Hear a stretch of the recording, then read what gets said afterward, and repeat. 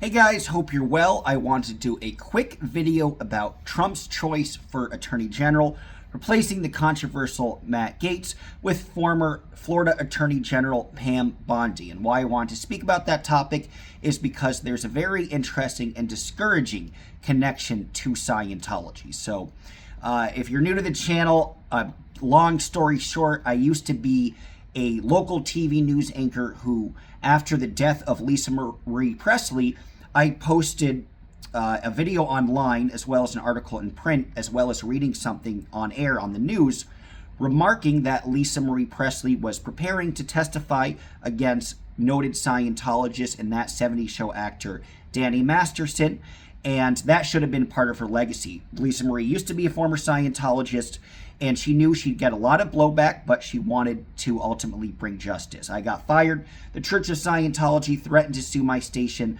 unless they fired me. And then I got a good amount of fans and a good audience on YouTube. And I'm also interested in politics, so I have some bit of knowledge to talk about this topic because I was actually involved in New York City politics for about 4 years, serving on a local zoning board, as well as running for city council and working for a myriad of local campaigns. So it's always interesting when two of my favorite topics sort of come together.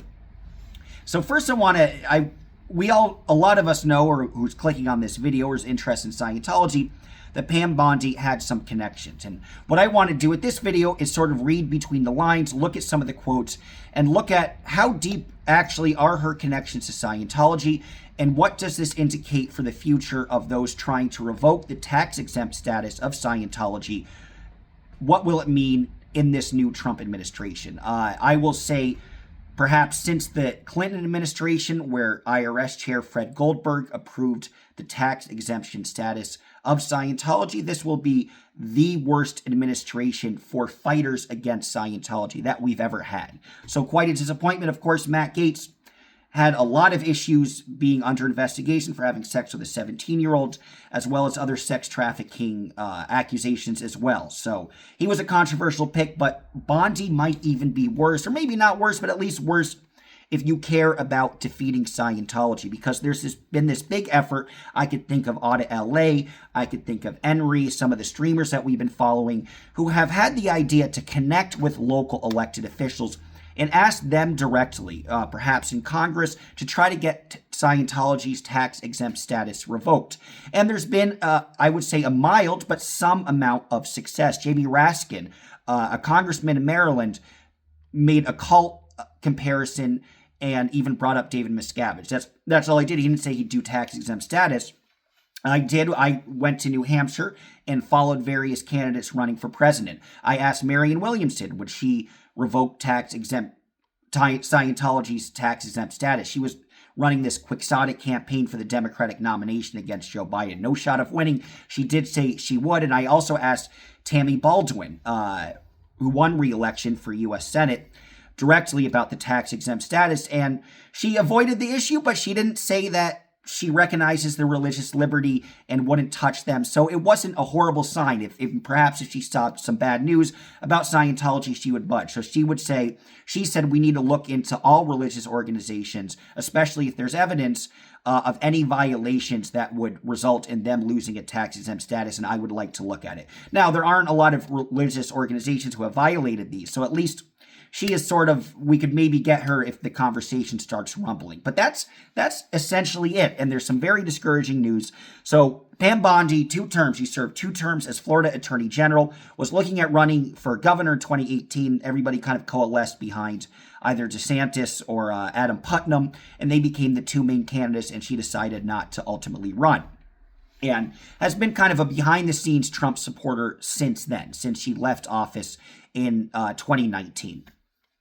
Attorney General for Florida previously, but during her tenure, and this is why I want to talk about how politicians would react, because I'd like to say we could analyze politicians' viewpoint of Scientology perhaps in three different categories, or even four, but the four has yet to exist, and we are waiting for that fourth to exist, which is actively trying to revoke Scientology's tax-exempt status and actively fighting against them. We could think of a very local politician, Mark Bunker, who did an effective job on the city council in Clearwater, advocating against a lot of the Scientology land grabs, a lot of the tax malfeasance. Unfortunately, he did not win re-election. So he was sort of the one man standing as an actual politician, and he did, even though as city council, he did represent the area, Clearwater, Florida, that Scientology was headquartered in. He was the only real politician to say, I will fight Scientology. So category number 3,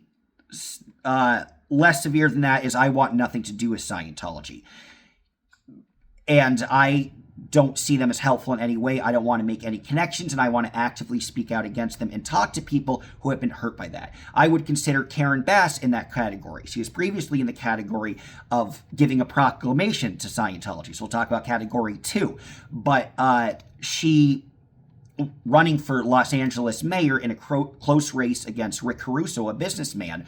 Caruso hit Karen Bass hard, remarking that she had honored Scientology not once, but twice with proclamations and sort of in an implicit level of support. She, in response, went on the offensive, talked about how she disagreed with them, and also had conversations with Mike Renzer, who, as you probably know, has been one of the strongest, earliest advocates against Scientology. He used to be formerly with OSA, and I do have some corrections to make of that story, by the way, with Miriam Francis, so I'll get to that. But he was part of the probably essentially third in command in Scientology, was the main press guy, head of something called the Office of Special Affairs, which did a lot of the Scientology dirty work. So she had a conversation with him and sort of broke bread. And I really do think her decrying Scientology and making these magnanimous efforts for the anti-Scientology people, she sort of indicated that she is the one that now at this point wouldn't touch him with a 10-foot pole. So that's getting better. Now, the third category. Third category is don't know much about them. Some people are still oblivious to what Scientology is. Some people don't know anything about it. And what they will do is they will be mildly, in a perfunctory manner, supportive of Scientology. But mildly, as in they'll issue a proclamation. And Karen Bass had issued that proclamation to Scientologists. And as somebody who's worked with various people in the city council, what they will do if a new business opens, a new independent mom or pop shop, they will often show up and give them a big framed proclamation saying, we congratulate you and wish you luck on your new business. And the official council person is proud to congratulate you and is happy that you're here. Essentially, that's it.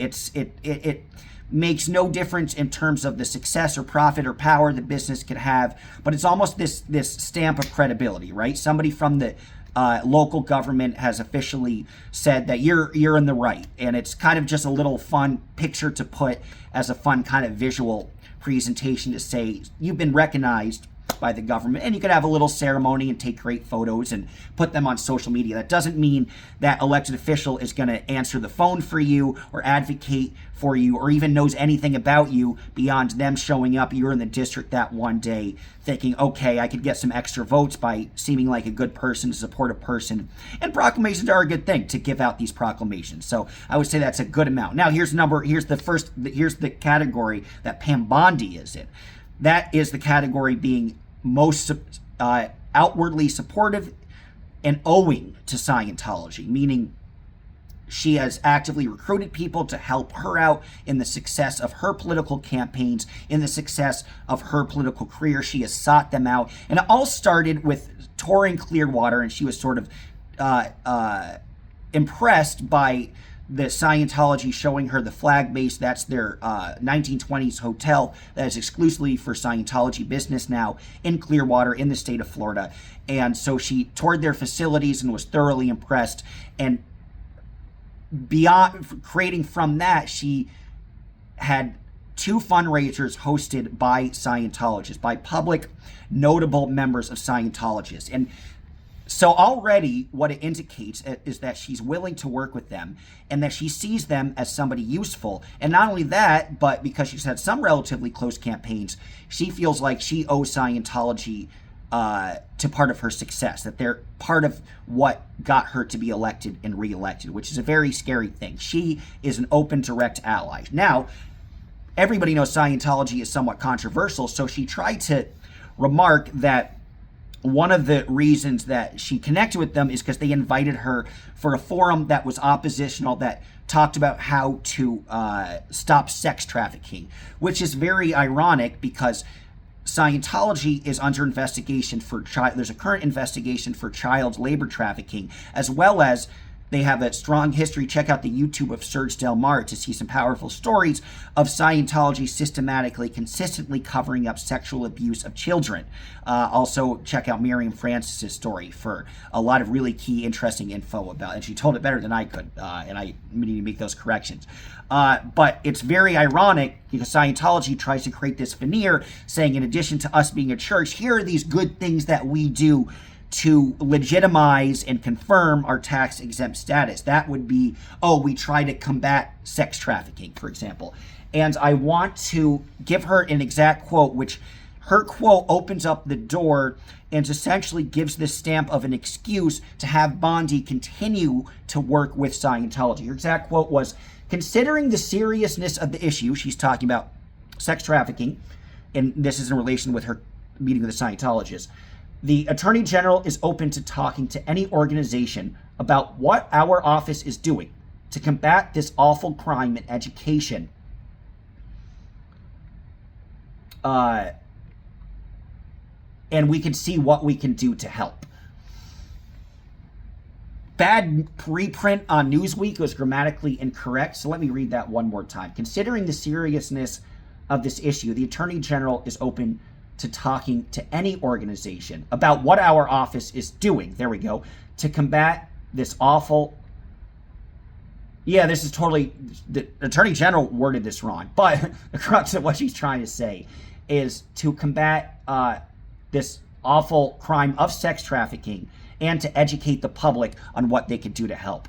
Somebody who wrote that press release did not do a very good job, but that's the crux of it, saying we want to work with any organization who is actively trying to combat sex trafficking, and we're open to that conversation. That means she has the excuse for, if anybody questions her in the future, why did and remember, she's had 2 fundraisers organized in Clearwater at a Scientology location, hosted by at least 6 noted high-up public open members of Scientology.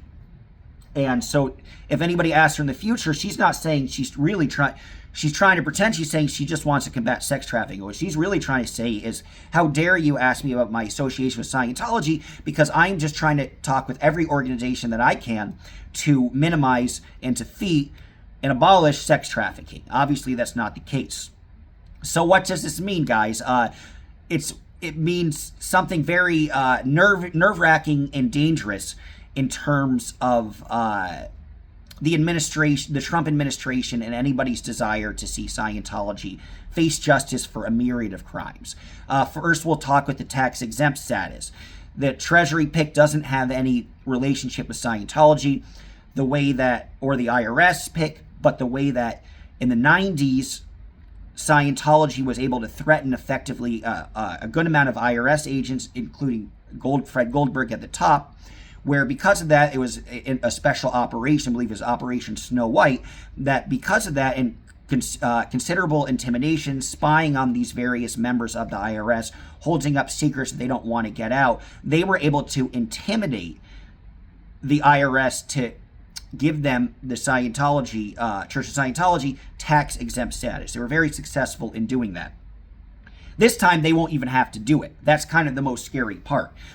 This time, Scientologists have a direct ally in the Attorney General's office. First, she could use her influence to the IRS chair if there is ever a drumbeat or a movement to revoke the tax-exempt status. Bondi could nix that. Another influential supporter of Trump's, who spoke at the Madison Square Garden rally, is a fraud man named Grant Cardone. Grant Cardone has millions of subscribers, and he's kind of a tool bag appeal to young men who aren't educated and speaks a lot of financial diarrhea of the mouth, and is quite well known and is clearly roided up, and his head will explode, I think, any moment, and I hope it does. But he is a disgusting swine who also sexualized his daughter, and hopefully will burn in hell someday. But Grant Cardone proudly gave a speech supporting Donald Trump. Now, Grant Cardone is also, not only is he a proud Scientologist, not only is he a public Scientologist, he is one of Scientology's biggest funders. He was also a heavy supporter financially of Donald Trump. So if Donald Trump feels like he or the Republican Party, even if J.D. Vance or somebody else runs in the future, that they want that continuous cash flow from Grant Cardone, that they will not touch Scientology. So it's a double whammy of tragedy, really. And I know there are a lot of Trump supporters who have watched, who are also Scientologists, and I know you might be happy that Trump won for other issues, but you cannot in good conscience say that Trump versus Kamala, Trump would have been more effective in defeating Scientology. Kamala might have done nothing, but I see Trump as somebody who will actively protect Scientology, which is a real tragedy. Now, what can the Attorney General do? Already, Scientology is under investigation for child labor trafficking, for sexual abuse cover-up. There's a lot that, looking at the financial malfeasance, hiding certain amounts from taxes, all of those investigations have so far remained at a state level.